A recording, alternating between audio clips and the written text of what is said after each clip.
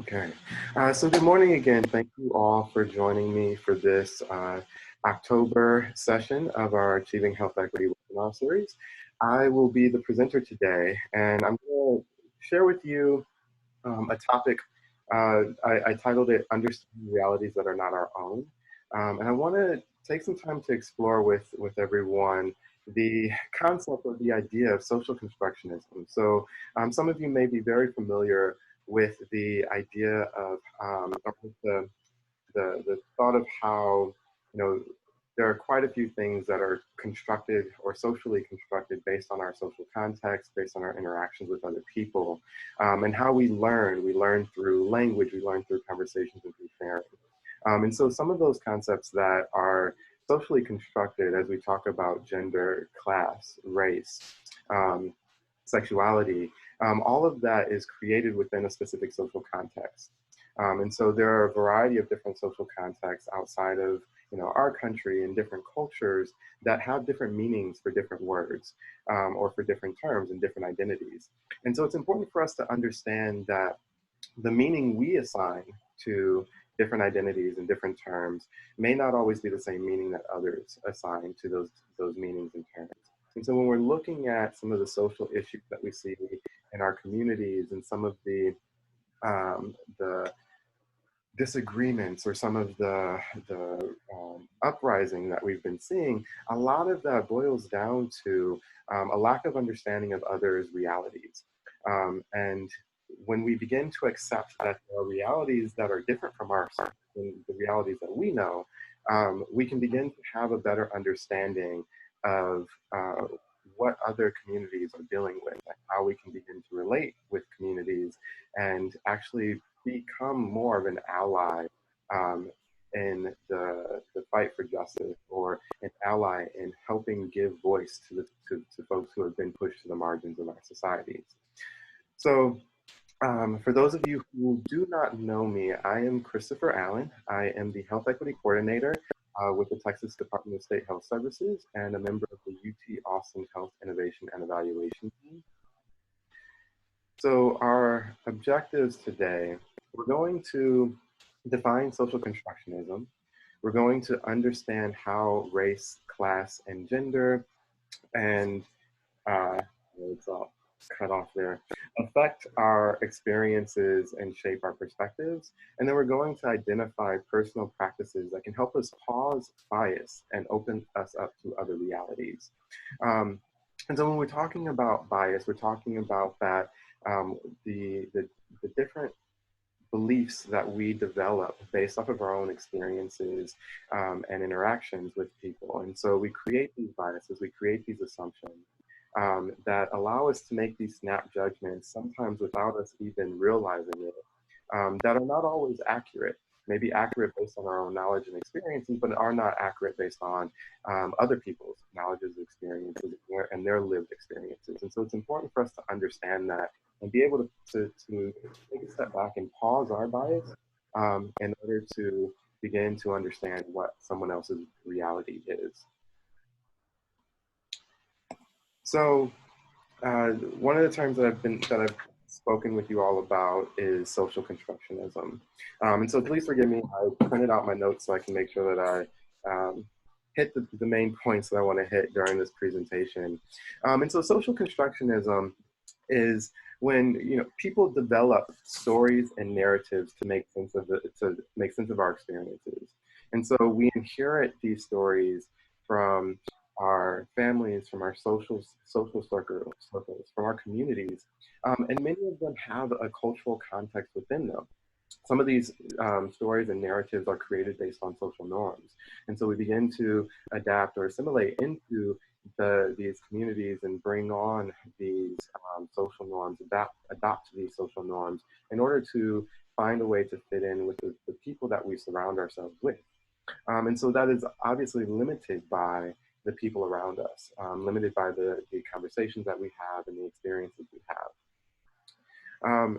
And so to a little bit of a background on social constructionism, it comes out of this idea of epistemology, where it's asking the question of how do we know what we know? And there's this idea that we are all born with kind of a blank slate. Our mind is blank, and it's built up through interactions with the world around us. And so we're born with a blank slate with no mental content. And then this idea disagrees with the idea that things are innate to us. And so a lot of things that we consider to be innate to us or innate to human nature is often things that are developed or observed and taken on based on these social norms and the environment that we're in. Um, and so social constructionism answers the question of how do we know what we know by saying that people construct knowledge through the process of connecting to others socially through language. And what we know is based on these interactions with other people. So the idea of social constructionism has a number of assumptions. There are five main assumptions, and so for us to begin this conversation, we should be on the same page as to what these assumptions are and what they mean. And so the first assumption is that we are always in the process of making sense of things. So when we have new experiences, when we see something or observe something, we're constantly processing that through the lens of our own knowledge to make sense of it. So what does this mean to us? Why is this happening? And we use the information and the knowledge that we know in order to make that sense. And so we put experiences into stories. We create these narratives around the experiences that we have. And many of those experiences are socially influenced. Um, so meanings are fluid. They're constantly evolving. This evolution happens in the context of our relationships. And when we determine for ourselves what it means to be for example, a good parent or what it means to be a good spouse or a good friend, um, these meanings are constantly evolving. As we have more interactions or more experience being a parent, our sense or idea of what it means to be a parent often evolves and grows off of that. Because we're constantly learning, we're making mistakes as we go, and we're adjusting our sense of our own identity based on those experiences and that knowledge. And so the meanings that we assign to different identities and different experiences are constantly evolving as we have more experiences, as we have more conversations with people, and as our language expands as well. And so, as a fairly new parent, if I'm talking to someone else about, the challenges of raising a kid, and I'm given some information about, oh, well, you know what, that's pretty normal. That's typical for that age range. It's part of the healthy development of a child. Here are some ways to kind of, to take take a break, breathe, um, get through these challenging moments. That's my opportunity to learn and grow as a parent. And so that identity, my identity as a father, is growing and changing as I'm learning more information about what it means to be a parent. And so it's also another assumption is that power dynamics affect meaning making. And so when we're talking about how power dynamics of social relationships affect the meaning making process, this can affect how much autonomy we have to define and make meaning on our own versus what we need to accept because someone else has the ability to make the decision for us. And so, if we're thinking about the work that we're doing or a work setting, we have a certain amount of autonomy to do our job, but then there are certain things that we have to do based on either different regulations, funding sources, based on expectations from our managers. And so the power dynamics that we have within different relationships can also affect the way we see and the meanings, the way we see identities and the meanings we give to those identities as well. And so an identity as an employee may be different for me if I feel that all I need to do is follow directions versus if I actually have autonomy to make decisions on my own and aren't given a lot of direction. And so that affects the meaning making process, the different power dynamics that we have. And this happens within relationships as well. If we're in a relationship where there are different power dynamics that are at play. So building off of these assumptions, there are a few major concepts that are a part of this idea of social constructionism. And so the first one is reality. So we live our lives on a daily basis and believe that this is our reality. When we get to a place where we can question this reality, we can begin to have conversations to gain better understanding. And so when we realize that, our reality and our experiences are not the same as other people, and when we're interacting with others who don't have the same experiences and knowledge of us, it can somewhat be a culture shock. And so when we're talking about culture shock and we're placed in an environment that is unlike any environment that we've ever been before, the culture shock is often part of that realization that everything we thought we knew may not actually be true. What we thought is, to be quote unquote normal, or what we thought to be these social norms and acceptable, when we're in a different environment that is not like the ones that we're used to, we often have this shock to the system that, oh, wait, there are realities that are different from my own. Uh, and so being able to have that realization can open us up to beginning to have those conversations with other people to expand our sense of what is real, and expand our awareness of those other realities and experiences that are not like our own. And so another major concept is language. So language is a mechanism through which we socially construct our surroundings. Our ability to create reality is restricted by our language. So many of us may have recently learned about, gender neutral pronouns. We may have recently learned about the cisgender identity. And so as our language is expanding, cisgender has been a new term for me within the past few years, and has added to my language and has increased my ability to define my own identity. And so as we begin to create new language, to shape language, our identity then begins to change as well, or our understanding of identity and reality begins to change. And so when we so again, going back to gender neutral pronouns, there are a lot of new gender neutral pronouns that people have adopted and have taken on. And as we're learning what those pronouns mean and the proper way to use those pronouns, our language is expanding.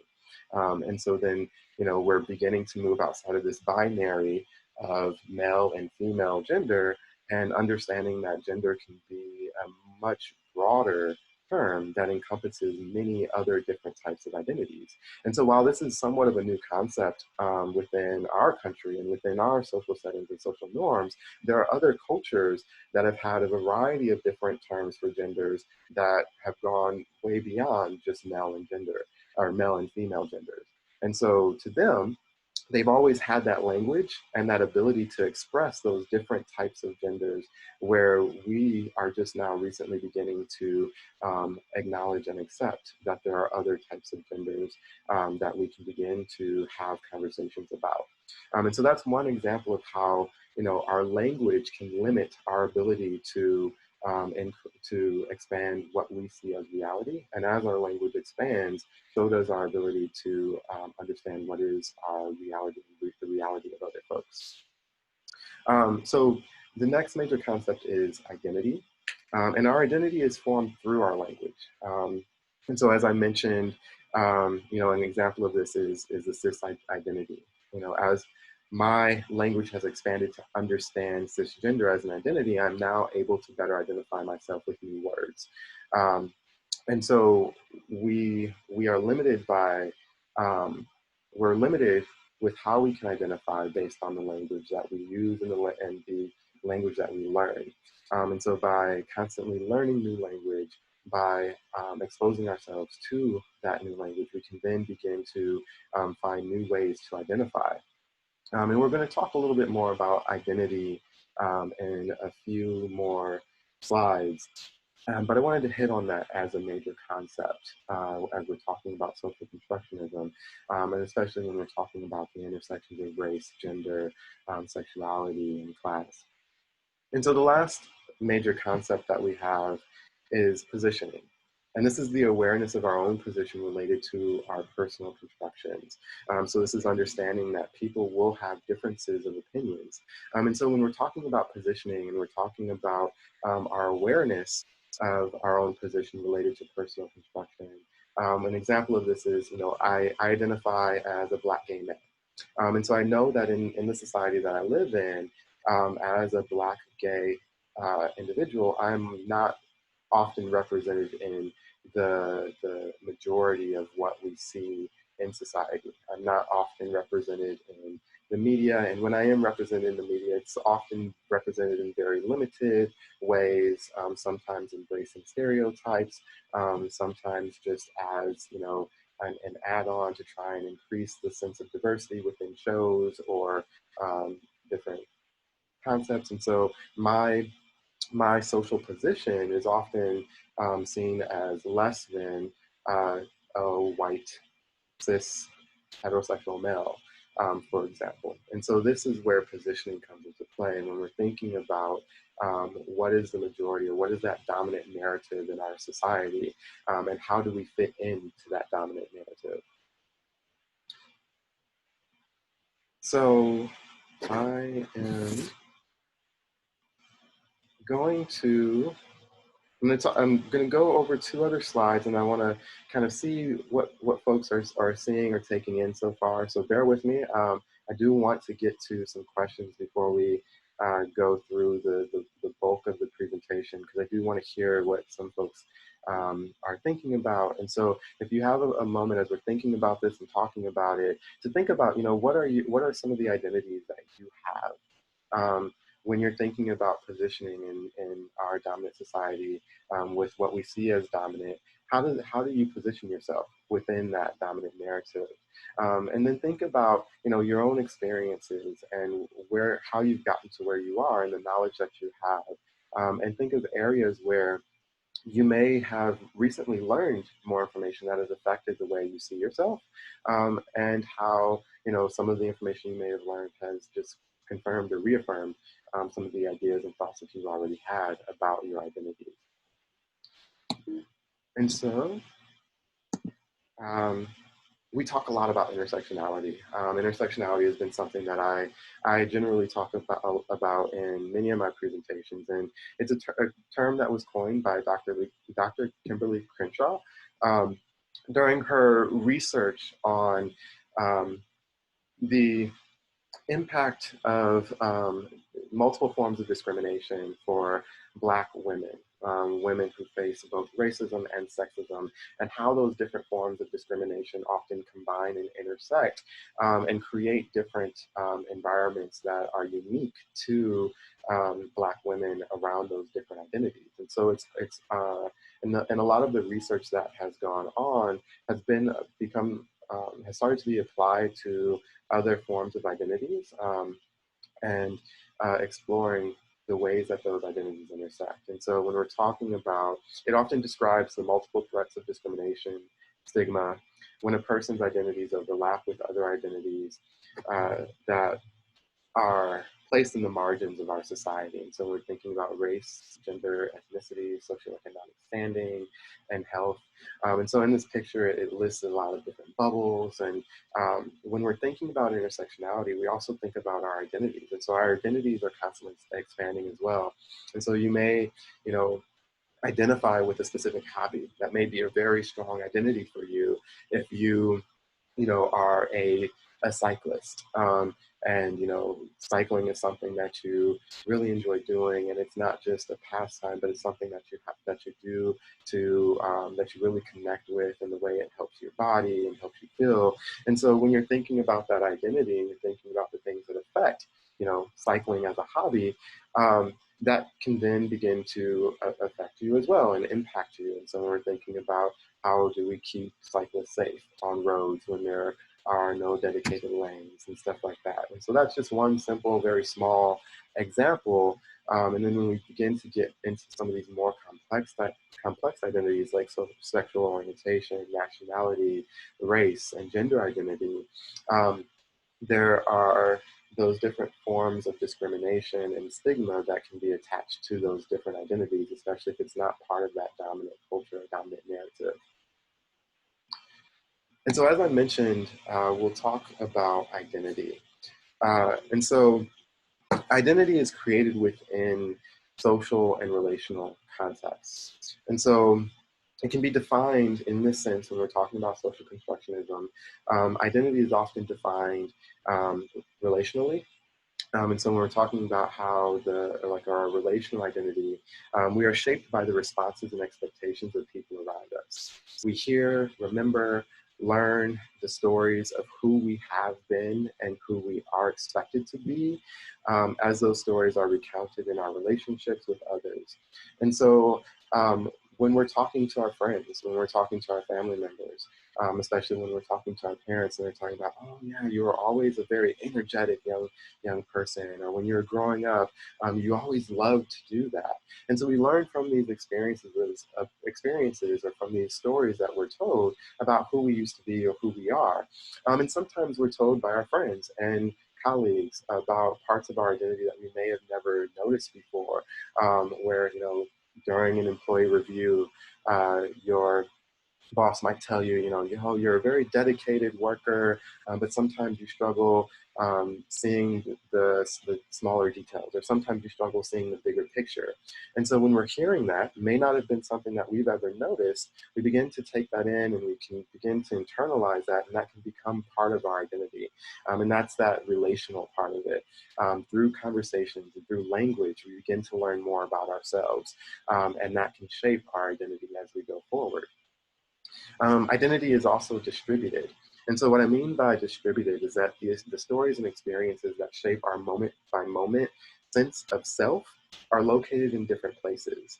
So at times, stories from several of these places can come together to solidify a particular sense of our identity. And focusing on various identities people experience in different contexts can help us resist kind of totalizing or isolating or pathologizing other people. Um, and so, what I mean by our identities are distributed. So the person that I am in my work environment may not be the same person or identity that I have when I am in a social setting. And so sometimes these identities can overlap when we're in a social environment with our colleagues. Sometimes they're completely compartmentalized, where the way we are and the person that our colleagues see are completely different than the person that our family sees or the person that our friends see. And so that's how it's distributed. Sometimes parts of our identity is located in one place, another part is located in another place. And so when these settings or environments change, it can sometimes really impact our own sense of identity. So, for example, if we lose our job, if we become unemployed, we may begin to have or experience a loss of who we are because a part of our identity is no longer being experienced by us. We no longer have the ability to perform that identity in those different settings, which leads me to the third piece of our identities are performed. Um, what I mean by this is that we are all performers in each other's ongoing drama.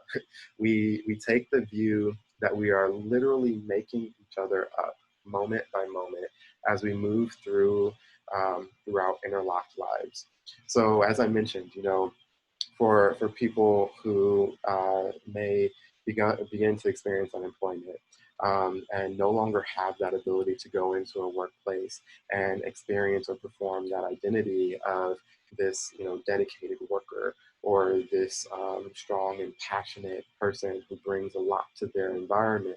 If that is taken away from us, that ability to perform that identity, that ability to have that sense of us can sometimes feel like it's taken from us, and that there may be a gap in who we are.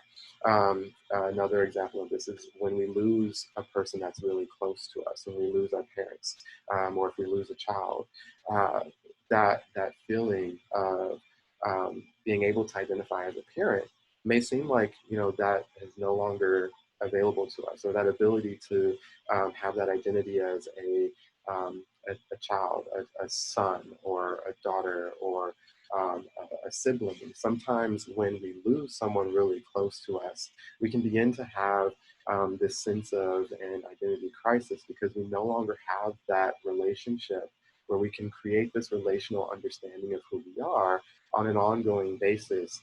Um, and that can affect the way we see ourselves and our ability to actually internalize those parts of ourselves. And so all of this actually leads to the last point of identities being fluid. So through our decisions as to what actions to take, we are always stepping into new identities. And change is practically impossible to avoid as we grow in our careers, as we begin to grow older, again, as we begin to maybe lose loved ones that are close to us, those identities shift, and our understanding of those identities and who we are can shift as well. As I mentioned before, when we're talking about the social context that our identities are shaped within, and you know, if I'm having conversations with another parent about what it means to parent a child, what it means to parent a preteen, that sense or that understanding of what it means to be a parent is constantly changing, and so those identities can be very fluid. So this is where I want to take the opportunity to see, you know, are there any questions? Are there concerns? Are there thoughts? Are there just any additional feedback that you'd like to put out there for consideration?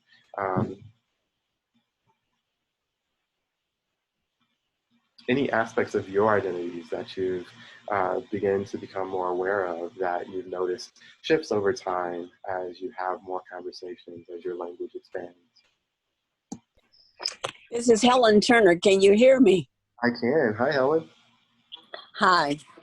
You know, I'm 74 years old, so I was set in my ways as far as gender, as far as who I am, and I accepted what society, culture, family said that I am. But I was on a conference call and someone asked me to say my pronouns.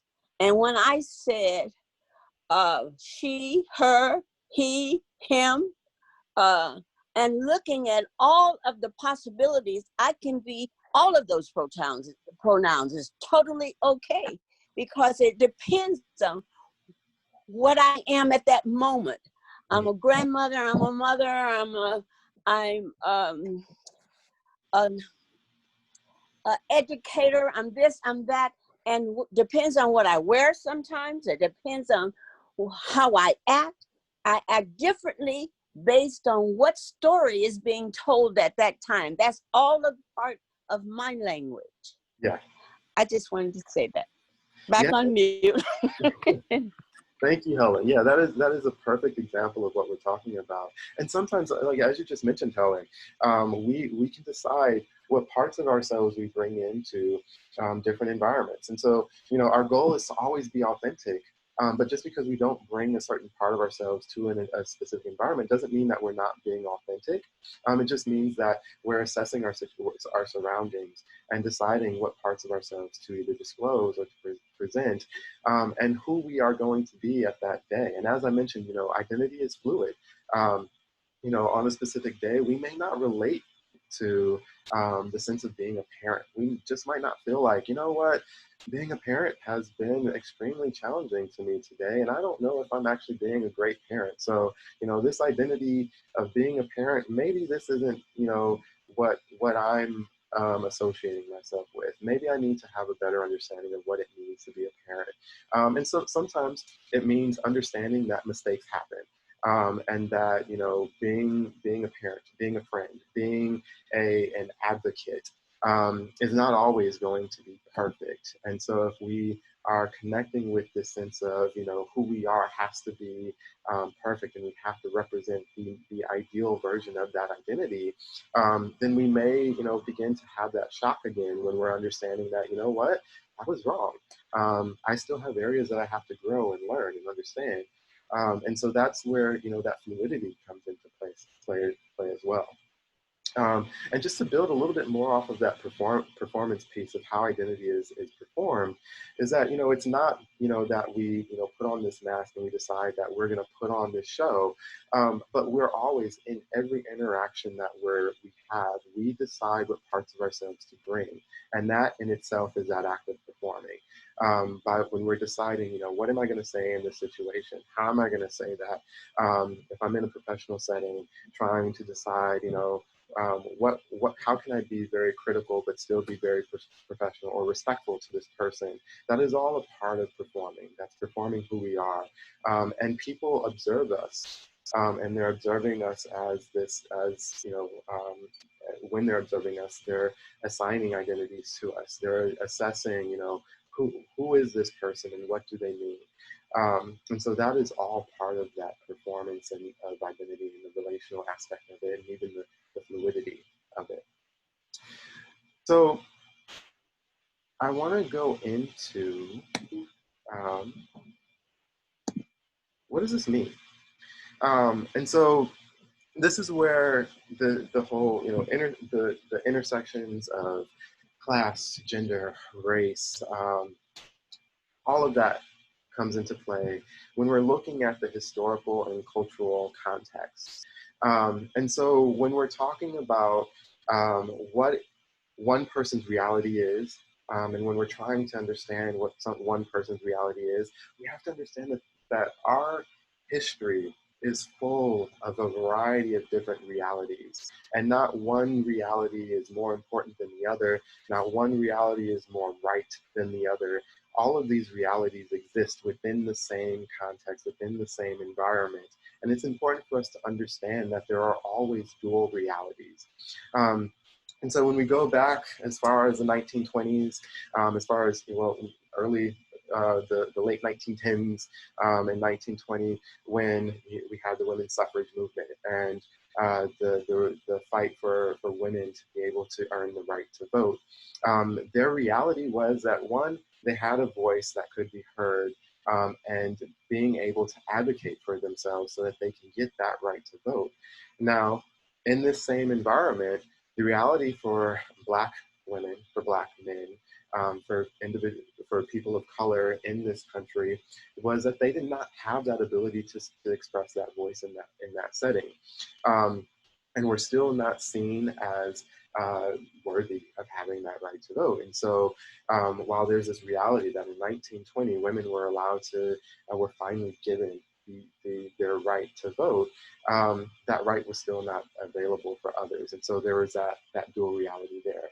When we go to, the 1960s, and we're looking, or even, before the 1960s, at almost 100 years of Jim Crow, the separate but equal laws that kept Black folks, or colored folks, as they said during that time, separate from white individuals. The reality was that there were two completely different worlds within our country, where one group of people only had access to certain things, and another group of people had access to much more. And so the reality there is that while it was supposed to be separate but equal, it wasn't. And then, and also in 1960s, I believe it was like 1965 or so, there's the case of Loving versus the state of Virginia, where interracial couples did not have the ability to get married in certain parts of our country. And so needed to go to different parts of the country in order to get married, had to basically sue states and governments in order to be recognized as legitimate couples. And so that right wasn't given to folks. And that reality, the reality was that if you were a mixed race couple in the 1960s in the United States of America, you were not seen as a legitimate couple, that your relationship was not recognized. While, if you were a single race couple in that same era, your reality, you could easily ignore the reality that mixed race couples had to face. And so even bringing that more to within the last decade, 2015 was when our country finally recognized same gender loving relationships as legitimate relationships as well. And so we see that, you know, there's this constant dual reality within our country that is often reinforced through laws and through institutions that create a different reality for people who are pushed to the margins of our society and who do not represent the dominant culture or dominant narrative within our society. And we still see this today with transgender individuals. When, you know, the ridiculous bathroom laws come up around, you know, where someone can go to use the bathroom. And how, you know, there's this you know, our dominant culture is often guided by religion at times. And so a lot of the decisions that are made are based on, you know, there's a lot of these religious freedom acts that are trying to go into place that would allow individuals and organizations and companies to be able to discriminate on the basis of their religion. And with the dominant religion in our country being Christian, that creates a different reality for people who do not identify with that religion. Um, and so there's these constant dual realities that exist that people who identify with that dominant culture or dominant aspect of our society have the ability and have the privilege to ignore because they don't have to deal with it. They don't have to face the discrimination. They don't have to worry about if their significant other were to pass away, what would happen to their belongings, what would happen to them, what would happen to the house that they've had together for years, or the children that they may not have been able to adopt at the time. And so those are concerns that people have that are not a part of that dominant culture or dominant narrative. And so this is how our society creates these dual realities that are important for all of us to understand and understand that historical and cultural context of those pieces. And so this also brings me to when we're talking about reality, and we're talking about the importance that language has on shaping and guiding that reality, there's often a lot of talk about coded language. And so, you know, when someone uses the term loitering, to some communities, that is a very coded language and was often used to criminalize Black people, in order to incarcerate Black individuals who were maybe unemployed at the time or who were just walking down the street. The loitering laws allowed um, the judicial system and allowed the policing system to target people of color in ways that they wouldn't have targeted white people. And then when we're talking about law and order and how law and order always has often been, and it's just historically been a term that's been used to target people of color, when, you know, at face value, you may hear, oh, law and order, yes, we need order and we need, you know, law in order to keep things running properly. But when we're thinking about and looking at historically how that has been used, it has been disproportionately used to target communities of color in ways that have not been used to target white communities. So there are a lot of different coded languages. And so another term, Make America Great Again. Um, and so, you know, again, you know, the question is, has America been great for everyone? Has there been a point in our history where no one has been discriminated against, where everyone has had equal rights, where everyone still has the ability to have equal rights and they don't have to worry about going out into their communities and facing discrimination and hate crimes? And the answer, based on our realities, some people might say no, because they don't have to think about what transgender individuals have to face every day when they're going out and representing and affirming themselves. Some people don't have to think about or understand how a Black person feels when they're going into a very rural environment in Texas and they are the only person of color that they see, and that anxiety that comes into play by doing that. And so there's a lot of realities that are not often taken into consideration when we're just looking at that dominant culture and dominant narrative. So this is where I want to kind of talk about what can we do? How can we begin to better ourselves and gain a better understanding of someone else's reality and realities that are not our own? And I title this Pausing Bias because it's really important that we think about, identify our own personal biases and try to consider what it is that we can do to pause that bias, to open ourselves up to the possibility of understanding what other individuals are facing and going through. So I'm asking these questions: what can we do? How do we move forward? And can we expand our reality? So I have three examples of how we can begin to pause bias. The first one is to identify identify the dominant narrative. Um, Sorry, my notes were out of order. Identifying dominant narrative. Um, and so we can do this both individually by asking ourselves, what identities do we hold and what have we begun to internalize? So how have our identities shaped our experiences? And really asking ourselves, identifying, what biases do we have? And a great way of doing this is by taking that Harvard Implicit Association test. It's a starting point to really help us identify, where we may have biases and what it is that we need to unpack and begin to explore more. But then we can also identify the dominant narrative within a social lens. Whose voice is at the table in most settings? When we're looking at our elected officials, are we represented in that voice that are making the decisions for us? Who represents us, and how are they bringing our voice to the table? Is our voice being brought to the table?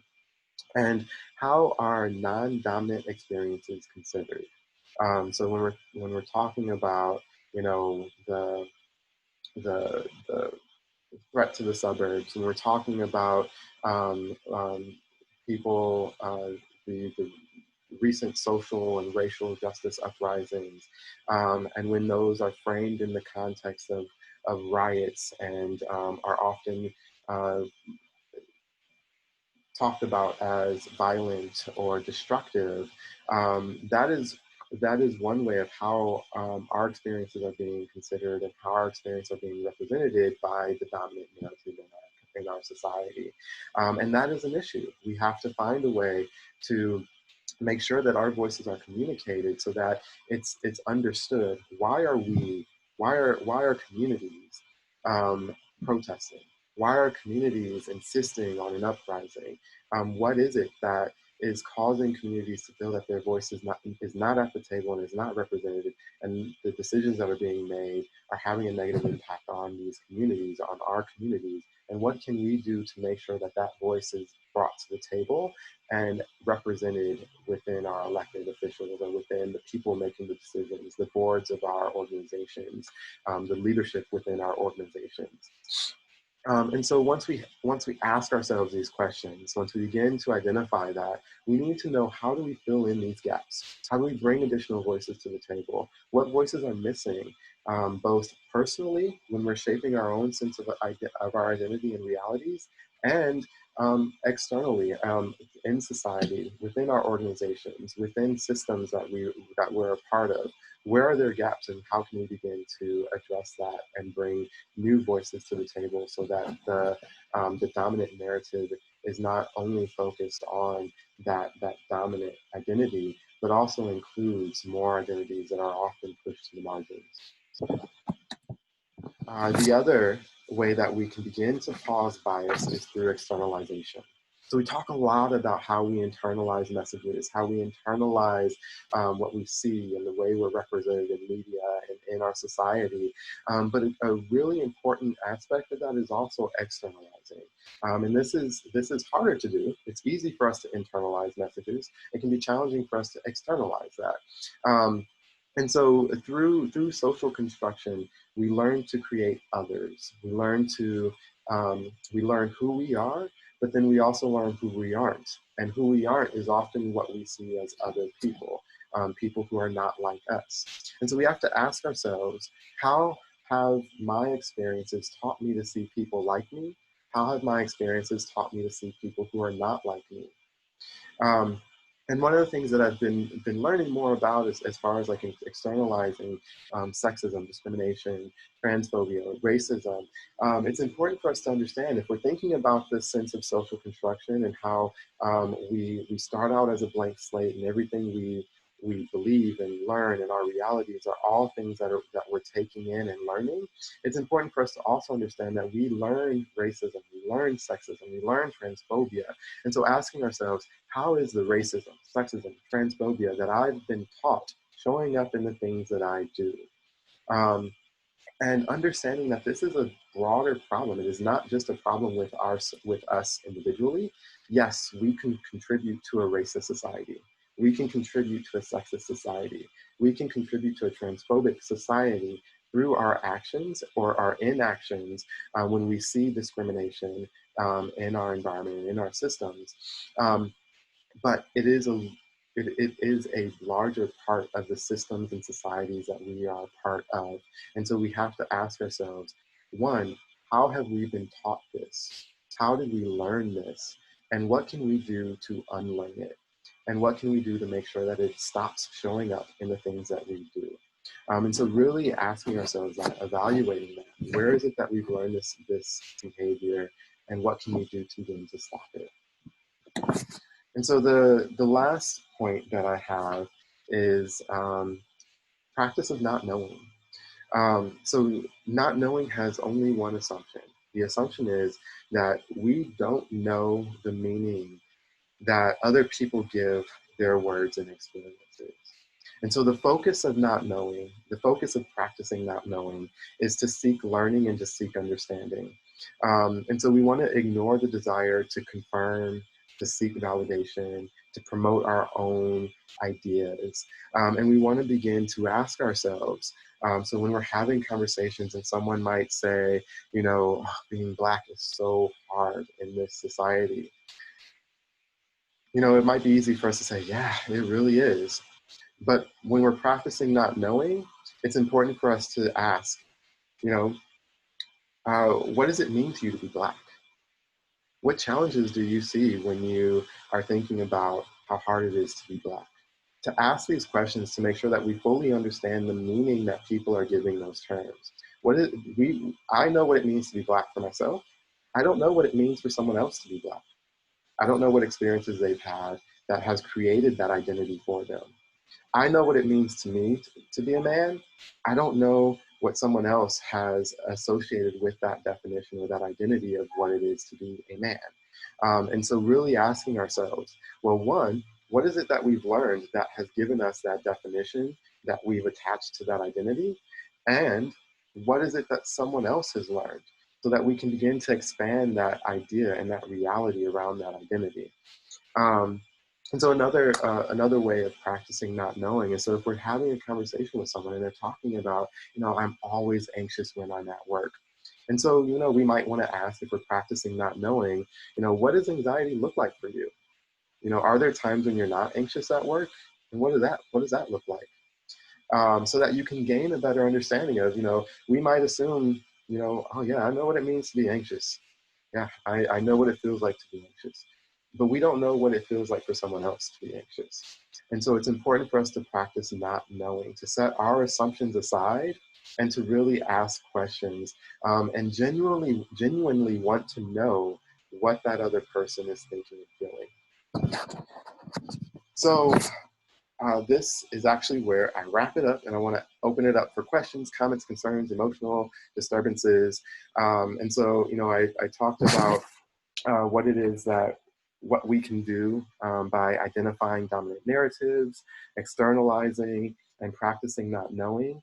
And I want us to really think about, you know, if not now, when? If we don't do it now, if we're not identifying where we have opportunities to grow and expand our realities to understand the realities of other individuals, and we don't have to seek agreement to understand. The goal should always be to seek understanding, not seek agreement. And in doing that, it helps us build our understanding and expand what is real, not just to us, but to others as well. Um, So definitely, please feel free to unmute yourselves. Feel free to send messages in the chat. Um, Let me know what questions, thoughts, concerns, criticisms do you have about what we just went over?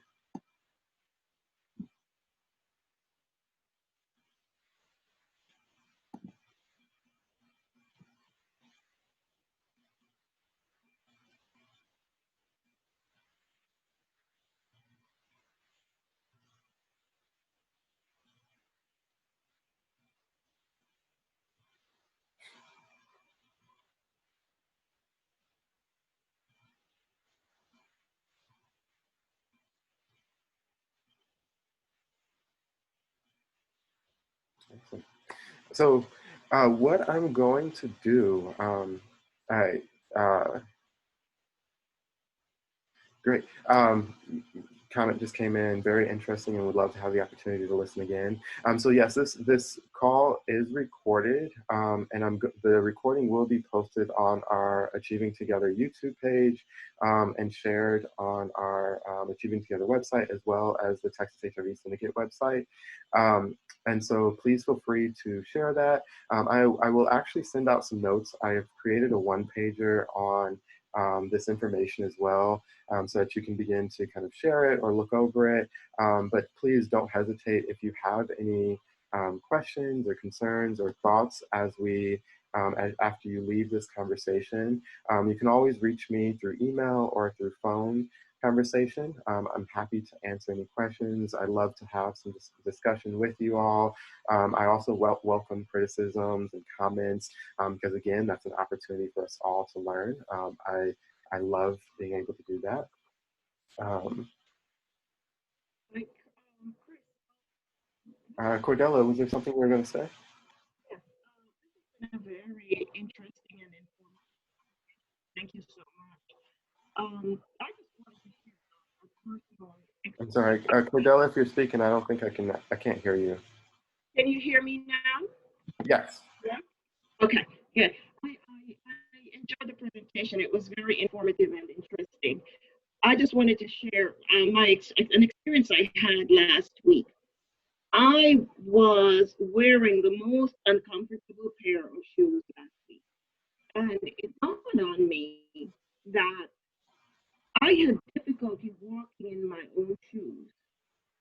And how difficult, as we say sometimes, asking people to walk in other people's shoes. Saying, if I'm having difficulty walking in my own shoes, can you imagine how difficult it must be to walk in somebody else's shoes?